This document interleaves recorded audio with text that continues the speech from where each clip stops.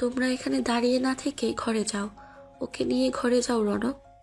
তৎক্ষণাৎ দিলারা জামান বলেন, 1 মিনিট, আমার কথা তো এখনো শেষ হয়নি। এখন থাক মা, পরে না হয়। তানিয়াকে কথা শেষ করতে না দিয়ে রৌনক বলে, ইটস ওকে ভাবি, বলো শুনছি। এই মেয়েটা কে? মাত্রই তো বললাম, আমার ওয়াইফ চিত্রলেখা। বউ বললেই বউ হয়ে যায় না রনক। ডন বি সিলিমা, বউ বললে কেউ বউ হয়ে যায় না, তা আমিও জানি। বিয়ে করলেই বউ হয়, আর আমি ওকে বিয়ে করে আমার বউ বানিয়েছি। It has a procedure and I already done that. বিয়েতে যে পরিবারের উপস্থিতি জরুরি, এটা জানিস তো? জানি, ভাবি উপস্থিত ছিল আমার বিয়েতে। দিলারা জামান মুখ তুলে একবার তানিয়ার মুখের দিকে তাকান, পুনরায় ছেলের দিকে তাকিয়ে বলেন, বেশ, তা তোর বউ হওয়া ছাড়াও মেয়েটা নিশ্চয়ই অন্য পরিচয় আছে, বাবার নাম আছে, বংশ পরিচয় আছে। ওর পরিচয় নিজেই মা, একজন মানুষের পরিচয় সে নিজেই। বাবা মার নাম বংশ পরিচয় আসল পরিচয় হতে পারে না। তাচ্ছিল্যের সুরে দিলারা জামান বলেন, জামাম গ্রুপ কি মিডিয়া ইন্ডাস্ট্রিতে ইনভেস্ট করছে নাকি? তোর মুখে ফিল্মি ডায়লগ শুনতে পাচ্ছি। রৌনক বুঝতে পারছে মা তাকে ইচ্ছা করে পোক করছে। এই ধরনের কথা বলতে যে তার মা ওস্তাদ তা রৌনকের জানা, তাই খেপে না গিয়ে পরিস্থিতি সামাল দিতে বলে, আইডিয়া মন্দ নয়, অবশ্যই এই বিষয় নিয়ে ভাববো। তবে আপাতত তোমার পারমিশন থাকলে আমার ঘরে যাই। আমার কথা শেষ হয়নি রনক। রৌনক চিত্রলেখাকে বসিয়ে দিয়ে নিজেও তার পাশে বসে পড়ে রিল্যাক্স ভঙ্গিতে। তারপর বলে, ভাবি তোমরাও বসো। মায়ের মুখের দিকে তাকিয়ে বলে, বলো, তোমার কথা শুনছি। তুই নিশ্চয়ই ভুলে যাসনি আমি অলরেডি সাবার বাবাকে কথা দিয়ে রেখেছি। কিসের কথা? তোর আর সাবার বিয়ের কথা। এমন কথা শুনে নিচের দিকে মুখ করে রাখা চিত্রলেখা এবার মুখ তুলে রৌনকের দিকে তাকায়। তার দৃষ্টি দেখে বোঝা যাচ্ছে ভীষণ অবাক হয়েছে সে। রৌনক চিত্রলেখার হাত নিজের হাতের মুঠোয় নিয়ে বলে, আমি তো কখনো বলিনি সাবাকে বিয়ে করব। আমার থেকে কনফার্ম না হয় কেন কথা দিয়েছো? এটা তোমার হেডেক নয়। আমি ছোট বাচ্চা নই যে তুমি আমার জন্য মেয়ে পছন্দ করবে আর আমি তাকে বিয়ে করে ফেলবো। লাইফটা আমার, তাই ডিসিশনটাও আমি নেব কাকে বিয়ে করবো আর কাকে করব না। আমি তো মা রনক, তোর হয়ে একটা সিদ্ধান্ত নেওয়ার রাইট আমার নেই। এসব ইমোশনাল কথা আমার সাথে বলে লাভ নেই, তা আগে জানিয়েছিলাম তোমায়। আমি তোমাকে জিজ্ঞাসা করেছিলাম তোমার জন্য কোনটা ইম্পর্টেন্ট, আমার বিয়ে না সাবাকে বিয়ে করা। আই গেস তোমার মনে আছে, তখনই তো বুঝে দেওয়া উচিত ছিল আমি বিয়ে করলে সাবাকে কখনোই বিয়ে করব না। সাবার মধ্যে কি সমস্যা? আমার পছন্দের কোনো ভ্যালু নেই তোর কাছে? উঠে দাঁড়িয়ে পড়ে রৌনক। অনেক চেষ্টা করেছে সে নিজের টেম্পার না হারাতে, কিন্তু শেষ পর্যন্ত খানিকটা টেম্পার হারায় সে। খানিক উচ্চস্বরে বলে, করেছিলাম তো তোমাদের পছন্দের বিয়ে, তারপর কি হলো মনে নেই তোমাদের? ভুলে গেছো? একজন মানুষ এক জীবনে 1000টা বিয়ে করে না। এক বউ চলে গেলে আরেকটা বিয়ে, ওটা চলে গেলে আরেকটা। This is not life. At least আমি এমন না। বিয়েটা ছেলে খেলা নয় আমার জন্য। অতীতে যা হয়েছে ওটা জাস্ট একটা অ্যাক্সিডেন্ট ছিল রনক। আর সেই অ্যাক্সিডেন্টটা আমি আর করতে চাই না, নট এনি মোর। তোমাদের পছন্দকে প্রায়োরিটি দিয়ে বিয়ে করেছিলাম, তারপর যা হয়েছে সেটার জন্য আমি তোমাদের কাউকে দোষ দিই না, কারণ যা হয়েছে সেটা আমার ভাগ্যেই লেখা ছিল। এখানে কারো হাত নেই। একবার যেহেতু তোমাদের কথা শুনেছি, এবার না হয় আমাকে আমার মতো করতে দাও। আমার লাইফে আমি কার সঙ্গে স্পেন্ড করব সেই ডিসিশনটা আমাকেই নিতে দাও। Let me leave please. স্তব্ধ নয়নে চিত্রলেখা কেবল রৌনকের দিকে তাকিয়ে রয়। এমনিতেই বেচারির মন চাইছে মাটি ফাঁক হয়ে তাতে সে ডুবে যাক, এখন যেন আরো স্তব্ধ হয়ে গেল। দিলারা জামান বলেন, তোর এই ডিসিশনটা যে কোম্পানির উপর প্রভাব ফেলবে বুঝতে পারছিস? কোম্পানির চিন্তা তোমার না করলেও চলবে। আমি কোনো বাচ্চা নই যে যুগের বসে কাজ করে ফেলেছি। অনেক চিন্তা ভাবনার পরে বিয়েটা করেছি। আর তুমি যদি মনে করো আমাকে কোম্পানি ছাড়তে হবে, বাড়ি ছাড়তে হবে, তাহলে আগেই বলে রাখি এসব ইমোশনাল ডায়লগ দিয়ে কাজ হবে না, তা তুমিও ভালো জানো। এই বাড়ি পেলা জামান গ্রুপের 50-50% শেয়ার হোল্ডার আমিও, রনক জামান। সো কেউ চাইলে আমাকে আমার পজিশন থেকে সরাতে পারবে না, এমনকি তুমিও না। দিলারা জামান আর কথা বললেন না। রাগে ওনার চোয়াল শক্ত হয়। রৌনক আরো বলে, তোমার আরও কিছু কথা বলার থাকলে পরে কথা হবে। আপাতত আমি চন্দ্রলেখাকে নিয়ে ঘরে যাচ্ছি। এইসব ওর জন্য বেশি হয়ে গেছে। She is need to relax. তানিয়ার দিকে তাকিয়ে রৌনক আরো বলে, আমরা ঘরে যাচ্ছি ভাবি। কিছু লাগলে আমায় বলো। বসে থাকা চিত্রলেখার হাত ধরে তাকে উঠায় রৌনক। হাত ধরে টেনে উপরের দিকে অগ্রসর হয় তারা। চিত্রলেখা মাথা নিচু করে রেখেছে। রৌনক একবার পেছন থেকে ফিরে চিত্রলেখার নিচু করে রাখা মুখের দিকে তাকিয়ে আবারও সামনের দিকে তাকায়। এই মুহূর্তে চিত্রলেখার মস্তিষ্কের ভেতর অনেক কিছু ঘুরছে। সবকিছু মিলে জগা খিচুড়ি হয়ে গেছে যেন। নিজেকে শান্ত করা প্রয়োজন। কিভাবে শান্ত করবে চিত্রলেখা জানা নেই। এই জগৎটা যে তার নয় বেশ টের পাচ্ছে।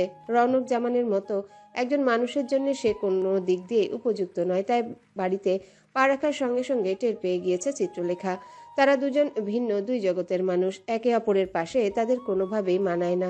গোটা জীবন একসঙ্গে কাটানো তো দূরের কথা, একটা দিনও এই মানুষটার সঙ্গে তার থাকার যোগ্যতা নেই। চিত্রলেখা হয়তো মস্ত বড় ভুল করে ফেলেছে, এমন একটা ভুল যা শোধার নেবার কোনো রাস্তা নেই, বা হয়তো আছে, কিন্তু রৌনক কি অনুমতি দিবে এই ভুল শুধরে নেবার?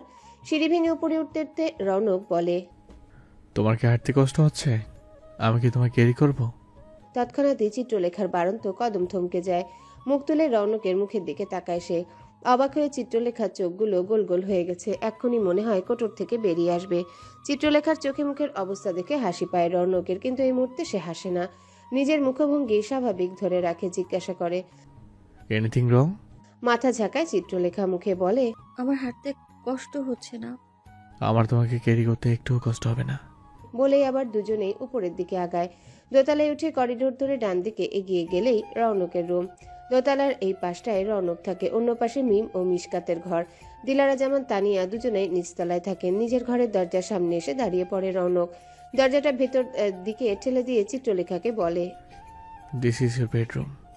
নো, অ্যাকচুয়ালি তোমার একার নয়, আমার বেডরুম। চিত্রলেখার মুখে কোনো কথা নেই, কেবল মুগ্ধ হয়ে তাকিয়ে থাকে সে।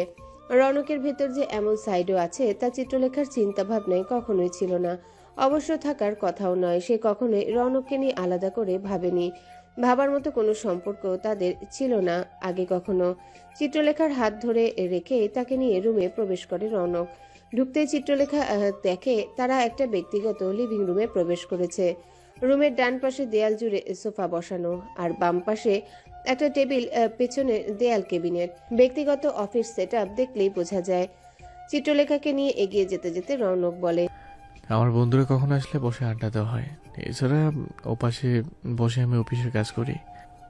বাসা থেকে অফিস করলে এখানে কাজ করা হয়। আমার পার্সোনাল অফিস বলতে পারো। চিত্রলেখা মনে মনে ভাবে সে ঠিকই ধরেছে। এগিয়ে গিয়ে রৌনক আরেকটা দরজা খুলে। রৌনকের বেডরুম এতদিন তার একার ছিল, আজ থেকে তাদের দুজনা। চিত্রলেখার হাত ধরে তাকে নিয়ে বেডরুমে প্রবেশ করতে করতে রৌনক বলে, welcome to my life, my world, welcome. Chitralekha চুপ করে রয়, কথা নেই তার মুখে। রৌনক নিজেই চিত্রলেখার বাহুতে ধরে তাকে বিছানায় বসিয়ে দেয়, নিচের দিকের মধ্যখানে।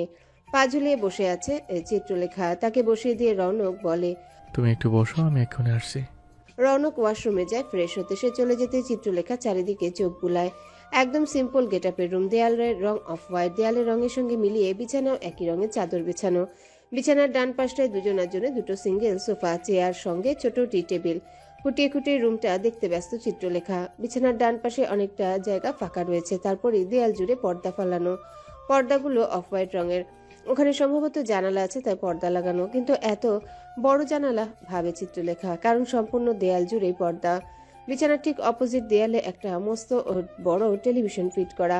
আসার সময় বাইরের ঘরের দেয়ালে ছবির ফ্রেম লাগানো দেখেছে চিত্রলেখা, কিন্তু এই ঘরের দেয়ালে কোনো ছবির ফ্রেম নেই। চারিদিকে চোখ বুলিয়ে তার অবাক লাগে। বেশি অবাক লাগে এটা দেখে যে এই ঘরে না আছে একটা আলমারি আর না ড্রেসিং টেবিল। কাপড় চোপড় রাখার জন্য কি তাহলে আলাদা ঘর আছে, ভাবে চিত্রলেখা। অবশ্য কাপড় চোপড় রাখার আলাদা ঘর থাকলে সে একটু অবাক হবে না। এত বড়লোক মানুষের সবকিছু আলাদা হওয়ারই কথা। ওদের মতো তো আর এক ঘরে সব থাকার কথাও নয়। ওরা তো 2 রুমের একটা বাসায় 4-5 জন থাকতে পারে, কিন্তু বড়লোকদের তো 2 জন মানুষের জন্য ডুপ্লেক্স কম হয়ে যায়। সেই তুলনায় বাড়ির সদস্য সংখ্যা একদম কম মনে হয়নি চিত্রলেখার। মুগ্ধ হয়ে বিস্ময়ে ভরা দৃষ্টি নিয়ে ঘর দেখতে ব্যস্ত চিত্রলেখার বিস্ময় কাটে দরজা খোলার শব্দে। রৌনক বেরিয়ে এসেছে। গায়ের কাপড় বদলে গেছে তার। চিত্রলেখা জানতে আগ্রহ হয়, ওই দরজার ভেতর ওখানে কি আরেকটা ঘর যেখানে রৌনকের কাপড় রাখা আছে? জানতে আগ্রহ হলেও সে কিছু জিজ্ঞাসা করে না, তার দ্বারা সম্ভব হবেও না নিজে থেকে কিছু জিজ্ঞাসা করার। রৌনকে এগিয়ে এসে চিত্রলেখার মুখোমুখি বসে পড়ে। ফ্লোরে পায়ের উপর ভর দিয়ে বসে মুখ তুলে চিত্রলেখার চোখে চোখ রাখে সে। হাত বাড়িয়ে নিজের দু হাতের মুঠোয় চিত্রলেখার হাত আঁকড়ে ধরে। আতঙ্কে সংকুচিত হয়ে আসে চিত্রলেখা, বুকের ভিতর ঢিপ ঢিপ করছে। টের পায় ক্রমশ নিঃশ্বাস নিতে কিঞ্চিত কষ্ট হচ্ছে, তার শরীর কাঁপতে আরম্ভ করেছে। চেষ্টা চালায় কিন্তু নিজেকে সামলে নিতে হিমশিম খায় সে। রৌনক জিজ্ঞাসা করে। আপসেট? মাথা ঝাঁকায় চিত্রলেখা। রৌনক আবারও জিজ্ঞাসা করে। নিচের সিচুয়েশনটার জন্য আই এম সরি। আমি চাইনি এমন কিছু হোক, তারপরও কিন্তু আমি কথা দিচ্ছি, আমি থাকতে কেউ কখনো তোকে ছোট্ট করতে পারবে না। ফলে যে কোনো পরিস্থিতিতে আমি সবসময় তোমাকে সাপোর্ট করব, কথা দিচ্ছি। আমি থাকতে আমার চন্দ্রলেখাকে কেউ কষ্ট দিতে পারবে না, কাউকে আমি অ্যালাউ করবো না, আই প্রমিস। অস্ফুট স্বরে চিত্রলেখাকে বলে। আমার নাম চিত্রলেখা, চন্দ্রলেখা না। ডান দিকে তাকিয়ে ফস করে একটা নিঃশ্বাস ছেড়ে আবারও চিত্রলেখার মুখের দিকে তাকায় রৌনক। আগের চাইতে আরো শক্ত করে হাত ধরে বলে। অন্য সবার জন্য তুমি চিত্রলেখা হলেও আমার জন্য তুমি চন্দ্রলেখা। চন্দ্রলেখা? হ্যাঁ, তুমি আমার চন্দ্রলেখা। চাঁদ ছাড়া যেমন রাত অসম্পূর্ণ, তেমনি তোমাকে ছাড়া আমি অসম্পূর্ণ। এক মুহূর্ত চুপ থেকে রৌনক আরো বলে। তবে শুধু আমার জন্য। তোমার চন্দ্রলেখা কেবল আমিই ডাকবো, অন্য কারো এই নামে ডাকার কোনো পারমিশন নেই। রৌনকের কথায় অদৃশ্য কাঁপন ধরে চিত্রলেখার অঙ্গে। এই কাঁপন নগ্ন চোখে দেখতে পাওয়া যায় না, কেবল অনুভব করা যায় হৃদয় দিয়ে। অদৃশ্য কাঁপনে চিত্রলেখার ঠোঁট যুগল মৃদু কাঁপে। রৌনক তার দৃষ্টি সরায় না, স্থির নয়নে তাকিয়ে রয়, যেন জনম জন্মান্তরে না দেখতে পাবার পিপাসা মিটাতে ব্যস্ত সে। চিত্রলেখার কম্পিত ওষ্ঠদয় যেন রৌনককে বলতে চায় তার দৃষ্টি সরিয়ে নিতে। ওই দৃষ্টির মোহময় এই চাহনি আর সইতে পারছে না তার পরাণে, কিন্তু ঠোঁট তাকে সঙ্গ দেয় না। ফলাফল কিচ্ছু বলতে পারে না সে রৌনককে। নিজের দৃষ্টির চাহনি দিয়ে বুঝি চিত্রলেখাকে বশ করার প্রতিজ্ঞা করেছে সে। বেশ কিছুক্ষণ ওভাবে তাকিয়ে থাকার পর রৌনক বলে। তুমি কি জানতে আমার আগে একটা বিয়ে হয়েছিল? এতক্ষণে রৌনকের কথায় ঘোর কাটে চিত্রলেখা। স্বাভাবিক হবার চেষ্টা করে মাথা ঝাঁকায় সে। ফস করে আবারও নিঃশ্বাস ছেড়ে রৌনক বলে। অফিসে কম বেশি সবাই জানে আমি ডিভোর্সি। আগে একটা বিয়ে হয়েছিল আমার, সেটাই ডিভোর্স হয়ে গেছে। শোনোনি? না, 3 বছরে কখনো শোনোনি?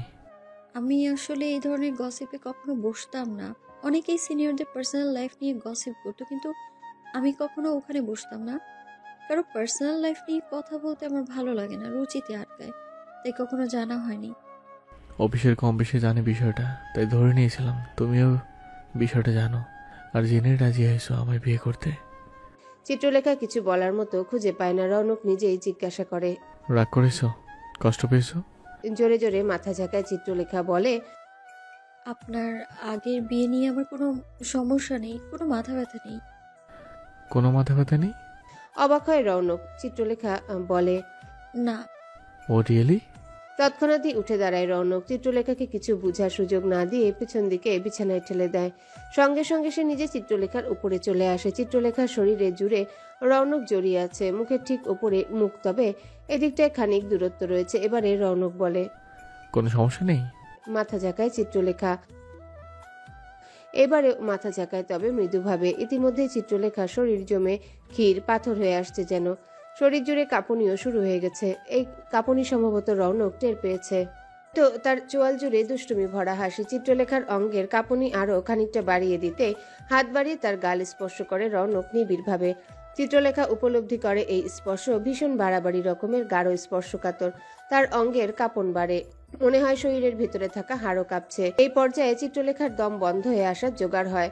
এই বুঝি এক্ষুনি দম বন্ধ হয়ে যাবে তার। নিচের দিকে আরেকটু ঝুঁকে রৌনক চিত্রলেখার একদম সন্নিকটে এসে কথা বলে। তার কথার সঙ্গে মুখ নাক গলে বেরিয়ে আসা শ্বাস প্রশ্বাস গিয়ে বাড়ি খায় চিত্রলেখার নাকে, ঠোঁট ও চিবুকে। রৌনক বলে। বউ মানে বোঝো তো, এক ঘরে থাকছি, এক বিছানায় ঘুমাচ্ছি, একসঙ্গে রাত কাটাচ্ছি, এরপরে বলবে কোনো মাথা ব্যথা নেই? চিত্রলেখার মুখে কোনো কথা নেই, স্তব্ধ নয়নে তাকিয়ে থাকে কেবল। নড়তে ভুলে গেছে সে, কথা বলতেও ভুলে গেছে। রৌনকের স্পর্শ আরো প্রগাঢ় হয়, আরো নিবিড় হয়। এবারে মাথা ঝাঁকায়, তবে মৃদুভাবে। ইতিমধ্যে চিত্রলেখার শরীর জমে ক্ষীর পাথর হয়ে আসছে যেন। শরীর জুড়ে কাঁপুনিও শুরু হয়ে গেছে। এই কাঁপুনি সম্ভবত রৌনক টের পেয়েছে, তাই তো তার চোয়াল জুড়ে দুষ্টুমি ভরা হাসি। চিত্রলেখার অঙ্গের কাঁপুনি আরো খানিকটা বাড়িয়ে দিতে হাত বাড়িয়ে তার গাল স্পর্শ করে রৌনক নিবিড়ভাবে। চিত্রলেখা উপলব্ধি করে স্পর্শ ভীষণ বাড়াবাড়ি রকমের গাঢ় স্পর্শকাতর। তার অঙ্গের কাঁপন বাড়ে, মনে হয় শরীরের ভিতরে থাকা হাড়ও কাঁপছে। এই পর্যায়ে চিত্রলেখার দম বন্ধ হয়ে আসার জোগাড় হয়। এই বুঝি এক্ষুনি দম বন্ধ হয়ে যাবে তার। নিচের দিকে আরেকটু ঝুঁকে রৌনক চিত্রলেখার একদম সন্নিকটে এসে কথা বলে। তার কথার সঙ্গে মুখ নাক গলে বেরিয়ে আসা শ্বাস প্রশ্বাস গিয়ে বাড়ি খায় চিত্রলেখার নাকে, ঠোঁটে ও চিবুকে। রৌনক বলে, বউ মানে বোঝো তো, এক ঘরে থাকছি, এক বিছানায় ঘুমাচ্ছি, একসঙ্গে রাত কাটাচ্ছি, এরপরে বলবে কোনো মাথা ব্যথা নেই? চিত্রলেখার মুখে কথা নেই, স্তব্ধ নয়নে তাকিয়ে থাকে কেবল। নড়তে ভুলে গেছে সে, কথা বলতেও ভুলে গেছে। রৌনকের স্পর্শ আরো প্রগাঢ় হয়, আরো নিবিড় হয়। চিত্রলেখা কিছু বলতে পারে না। কথাটা সব দলা পাকিয়ে রয় তার কণ্ঠনালীর কাছে। মুখ খুললে বড় জোর কাইকুই করতে পারবে, কিন্তু স্পষ্ট কথা বের হবে না। এমন কিছুর জন্য কোনোভাবে প্রস্তুত ছিল না সে। রৌনক তাকে একদম বুঝতে দেয়নি কিছুই। অন্য আর সব স্বামী স্ত্রীর একে অপরের কাছাকাছি আসাটা স্বাভাবিক হলেও তাদের এত কাছে আসাটা কি স্বাভাবিক? তাদের সম্পর্ক কি এমন কিছু হওয়ার কথা ছিল? মস্তিষ্ক শূন্য অনুভব করে চিত্রলেখা, কিছুই ভাবতে পারে না। কিভাবে বা ভাববে? এমনটা এর আগে কখনো ঘটেনি তার সঙ্গে। একজন পুরুষের এমন আচমকায় কাছে আসা, তাকে নিবিড়ভাবে ছুঁয়ে দেওয়া, এসব তো কখনোই ভাবেনি চিত্রলেখা। অথচ ঘটছে, স্বপ্নে নয় বাস্তবে। বেশ কিছুক্ষণ ওভাবে থেকে রৌনক যেমন আচমকা চিত্রলেখার শরীরের উপর ঢলে পড়েছিল, সেভাবে আচমকাই উঠে পড়ে চিত্রলেখার একটা হাত ধরে তাকেও তুলে বসায়। এগিয়ে গিয়ে টি টেবিলের উপরে থাকা পানি জার থেকে গ্লাসে পানি ঢেলে নিয়ে প্রথমে নিজে খায় খানিকটা। তারপর সেই এটো গ্লাস নিয়ে ফিরে এসে চিত্রলেখার মুখোমুখি দাঁড়ায়, গ্লাসটা এগিয়ে দিয়ে বলে, আই হোপ আমার এটু খেতে তোমার কোনো সমস্যা নেই। হাজব্যান্ড ওয়াইফ তো প্লেট শেয়ার করতে পারে, তাই না? চিত্রলেখা ফেল ফেলে দৃষ্টি নিয়ে তাকিয়ে থাকে, কথাই বলতে পারে না বেচারি। রৌনক আজ কঠিন জব্দ করেছে তাকে। এখানে চিত্রলেখার শরীরে শিরায় শিরায় শিহরণ বইছে। এসব অনুভূতির সঙ্গে তার পূর্ব পরিচয় না থাকায় নিজেকে সামলে নিতে হিমশিম খাচ্ছে। চেষ্টা করেও কাজ হচ্ছে না। রৌনক মানুষটা একের পর এক চমক দিয়ে যাচ্ছে তাকে, সুযোগ দিচ্ছে না চিত্রলেখাকে ধাতস্থ হবার। বইয়ের শূন্য দৃষ্টি দেখে রৌনক নিজেই পানির গ্লাসটা চিত্রলেখার ঠোঁটের কাছে নিয়ে গিয়ে বলে, টেক এ পিস। চিত্রলেখা আপত্তি করে না, বাধা দেবারও চেষ্টা করে না। অমনি রৌনকের বাড়িয়ে ধরা গ্লাস থেকে তার হাত দিয়ে এক ঢোক পানি খায়। এর বেশি আপাতত তার গলা দিয়ে নামবে না। রৌনকও জোর করে না। পাশেই বিছানায় গ্লাসটা নামিয়ে রেখে হাত বাড়িয়ে আঙ্গুলের স্পর্শে চিত্রলেখার ঠোঁটে লেগে থাকা পানি মুছে দেয়। তৎক্ষণাৎই চিত্রলেখার শরীর জুড়ে শিহরণ খেলে যায়। অ্যানাকন্ডা যেমন পেঁচিয়ে ধরে, এই অনুভূতি শিহরণ চিত্রলেখাকে ঠিক একইভাবে পেঁচিয়ে ধরেছে। এত শক্তভাবে ধরেছে যে তার দম নিতে কষ্ট হচ্ছে। এখন মনে হচ্ছে খানিকক্ষণ একান্তে থাকা বড্ড প্রয়োজন। এই মানুষটার সামনে থাকলে কখন যেন সত্যি সত্যি চিত্রলেখা নিঃশ্বাস নিতে পারবে না। তারপর দম বন্ধ হয়ে মাটিতে লুটিয়ে পড়বে। কিন্তু রৌনকের থামাথামি নেই। চিত্রলেখার বাহু ধরে তাকে তুলে দাঁড় করায়। কপালের কাছে এলোমেলো হয়ে থাকা চুলগুলো রৌনক তার আঙ্গুলে টানে ঠিকঠাক করে কানের পেছনে গুজে দিতে দিতে বলে, বুঝতে পেরেছি তোমার জন্য বেশি বেশি হয়ে যাচ্ছে। Get use to this. এখন থেকে এমনই হবে। আমি একটু থামবো না, পেছনেও হাঁটবো না, এগিয়ে যাব আরো প্রবল গতিতে। চিত্রলেখা এক দৃষ্টিতে তাকিয়ে রয়। তার দৃষ্টিভ্রম কাটাতে রৌনক চোখের সামনে হাত নিয়ে তুড়ি বাজায়। এতে চিত্রলেখার ধ্যান ভাঙে। এবারে রৌনক বলে, বাথরুমে যাও, টেক এ হট শাওয়ার, তারপর ডিনার করব। তারপরেরটা পরে দেখা যাবে। চিত্রলেখাকে থম ধরে দাঁড়িয়ে থাকতে দেখে রৌনক জিজ্ঞাসা করে, কিছু করতে চাও? মাথা ঝাঁকায় চিত্রলেখা। রৌনক বলে, বলো। আমতা আমতা করে চিত্রলেখা জিজ্ঞাসা করে, আমরা দুজন কি এক ঘরে, মানে এই ঘরে একসাথে থাকবো? অফকোর্স। তুমি কি আলাদা থাকতে চাও? চিত্রলেখা ভেবে পায় না কি বলবে। রৌনক অবশ্য তাকে সুযোগও দেয় না কিছু বলার। সে কিছু বলার আগে রৌনক নিজেই বলে, আমরা হাজব্যান্ড ওয়াইফ, ইটস নর্মাল যে আমরা একে ঘরে থাকবো। বরং এক ঘরে না থাকলেই ব্যাপারটা অ্যাবনর্মাল হয়ে যাবে। চিত্রলেখার বুকের ভিতরে ধুকপুকানি বাড়ে। এসব তো আগে ভেবে দেখেনি সে।